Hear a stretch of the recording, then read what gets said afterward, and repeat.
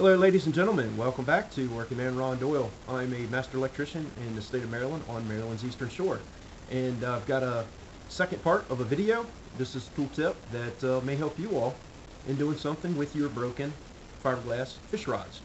Over the years I have broken a few fish rods. These rods are sold in different size kits.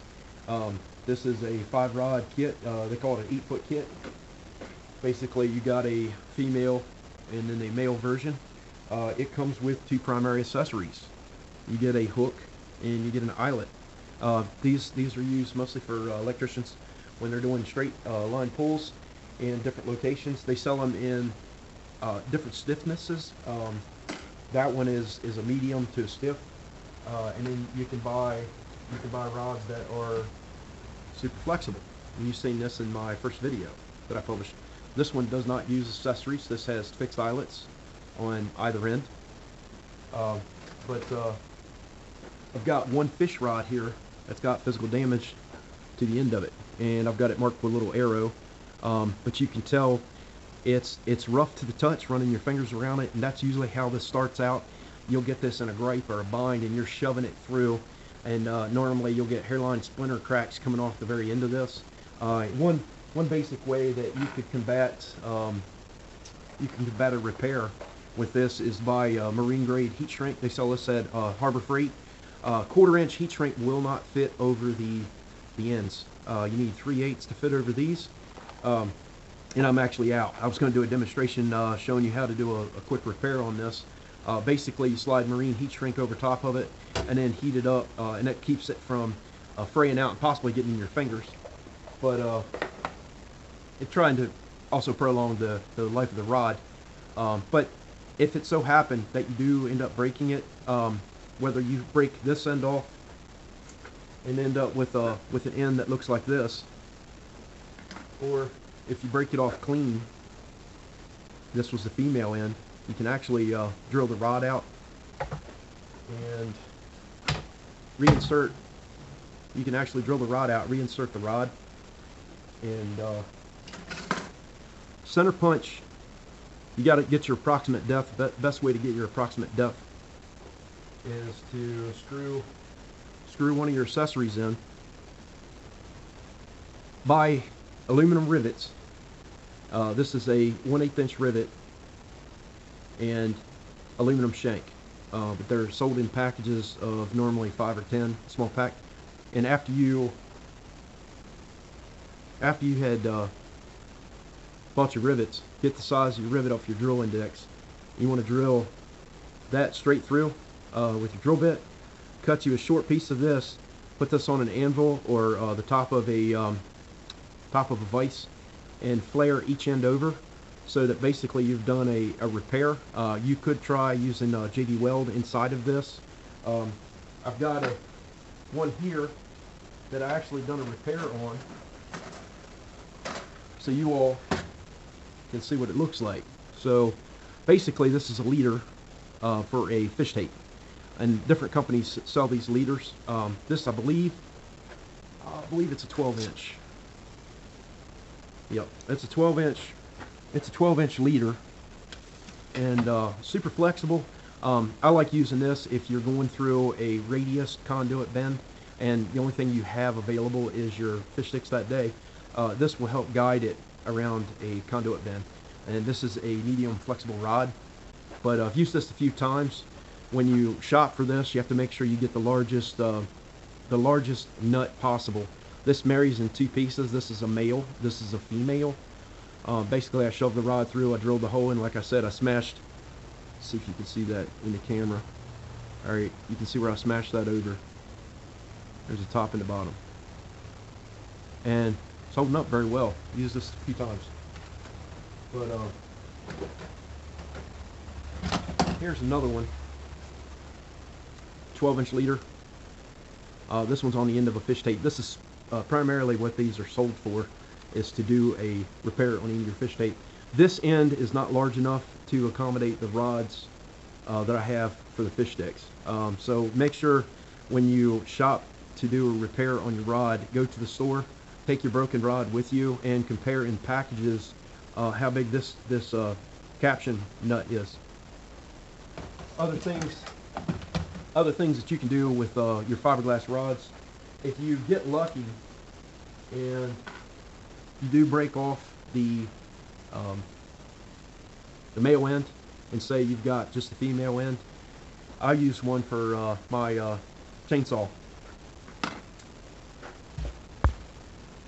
And here we have a neodymium N52 magnet bought from Amazon. It's just under a 1/4 inch thick, 1.25 inches wide. Got a piece of my fish rod that is measured off at 16 inches from the end of the point to the end of the magnet. You can also use this for a retrieval tool. These neodymium magnets bought on Amazon, they come in a box like this, and usually they're bought in a 12 pack. I've got these left over. They give you spacers between each one. These are super strong. Don't go playing around with these. Playing around with them when I first got them, and you'll get them pinched between the meat and your finger, and you'll know it. But this makes a good option for a broken female end of the rod. Basically, it's a flush 8/32 screw.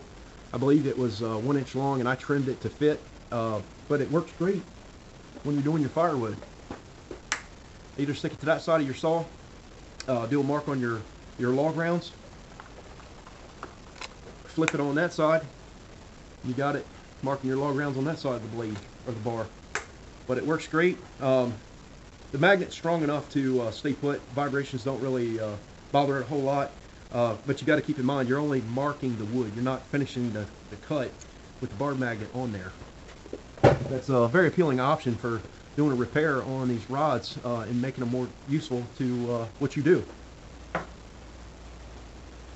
The other thing you can do, got a light, hold on.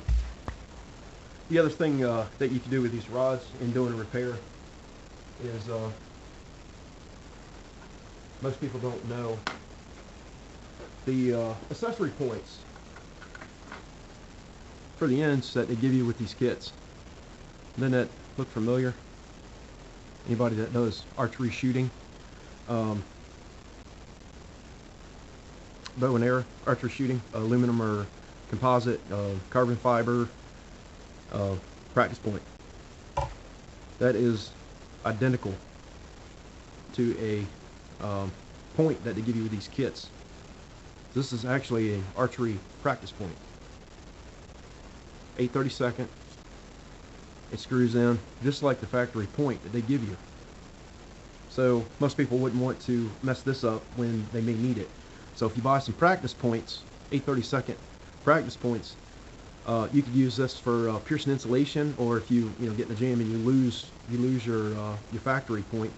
I wouldn't say that would be easy to drill. You could make one of these out of this if you lose it. But what I ended up doing was I made a brush accessory. So I took a practice point and stuck it into, see if you can see that on the screen.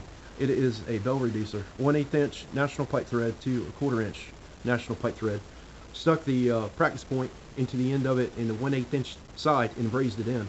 And what that allows me to do is put this on any Greenlee rod that I have, and I made 2 of these up. This one happens to be for a flue brush, 2.5 inch flue brush. Basically, I can put this onto my fish sticks and clean out a flue for a pellet stove. I've used this to clean out dryer lint traps, not the foil flex or plastic. It has to be hard pipe because this wire bristle will eat the foil pipe up. It has to be a hard pipe application. But any kind of flue brush, you could buy different size bell adapters to pretty much a broad range of application. Just make sure if you do this and you decide to hook this to a drill, do not put it in drill mode. Put it on the weakest clutch setting you have. Only go in clockwise direction, because if you think about this, if you got this particular brush, if you got this particular brush on the end of this rod and you're feeding it down and it gets stuck, do not put it in reverse. you will lose this rod or any rod thereafter in your duct pipe. They make these in bristle, and they also make them in nylon. So if you're doing a dryer vent pipe and it happens to be a foil flex or a plastic in any fashion, you may want the nylon bristles, and get yourself an appropriate adapter.